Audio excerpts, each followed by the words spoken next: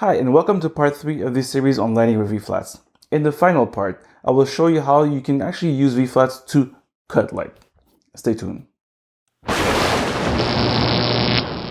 Hi everyone, this is YvensB, Montreal advertising and portrait photographer. In the first 2 videos of this series, I explained to you how you can use VFLATS as a source of light.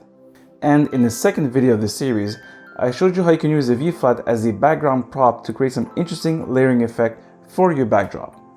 And as I said earlier, in the last video, we'll actually shape lights with VFLAT. Let me show you how. So what do you need to get started? For this setup, you'll actually need 2 VFLATs, and specifically the ones from VFLAT World, as they are foldable. And let me explain to you why. Lomo standing or quote-unquote DIY VFLATs are actually pretty great. We do have a couple of them in the studio. But to get the exact same results that I'm showing you here, you will absolutely need the VFLATs from VFLAT World, as they are quite great since they're foldable and actually very transportable. And the next thing on the item is to look at our lighting setup. So the first thing is the lighting gear used here. I'm using the optical snoot again. Yes, I know. But now it's sold to a happy new owner, so you won't see none of the optical snoot for the moment after this video. I promise? But in reality, the optical snoot is simply here to create some hard light.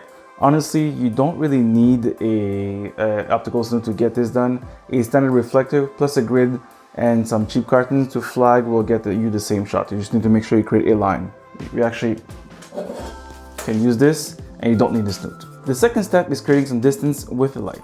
Now it goes back to basics, and if you know your photo basics, you know that the more distance you have between the light and the subject, the more the quality of the light will change because of the distance.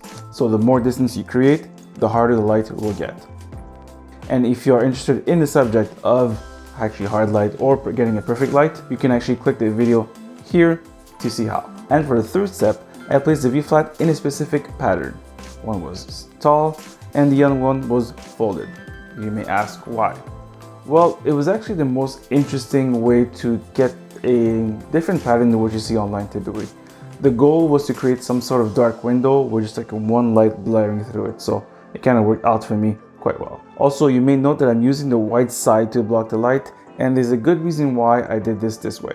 The issue behind this is that the light might bounce back into the VFLAT if the white side faces the subject, which makes it really undesirable if you're trying to have a lot of darkness within that frame of shot that you're doing. So it was really not required in the moment. And now that you have survived through all of this talking, let's look at some of the results.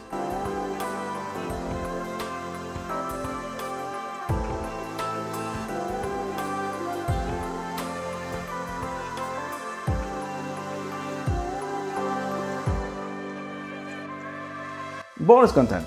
And now a second setup, or if you may, a second set of results. Now if you take a look at this picture that I'm showing here, you can actually notice that Annabelle is actually cut by half by the light. I think I've got coronavirus. And since we're photographers and we're very ambitious, let's take advantage of that.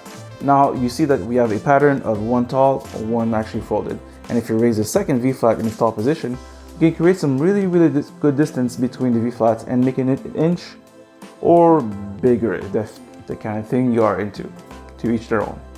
And if you desire, you can actually create some really interesting patterns.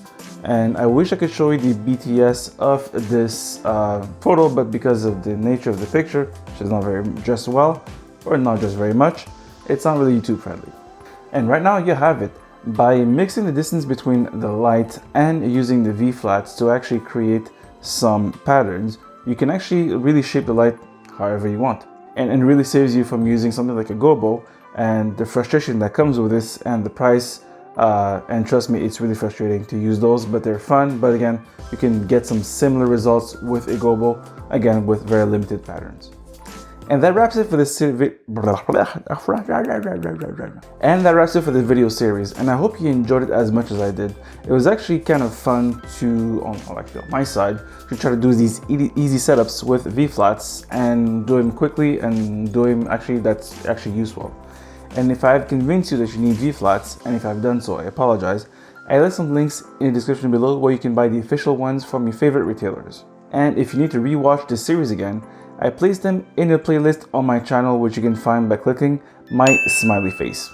somewhere here. And since you're already there, you might as well click the button subscribe so you can be in tune for the rest of the videos coming out this year or the next, or I'm not sure when I'm going to publish this. Again, I want to thank you for watching this and actually subscribing. This has been YvensB, Montreal advertising and portrait photographer, and I wish for 2021 and for the rest of the year, happy shooting, and let's light the world together. Cheers. VFLATS, oh VFLATS, I'm lining with VFLATS, with VFLATS. VFLATS with VFLATS, I'm lining with VFLATS, with VFLATS.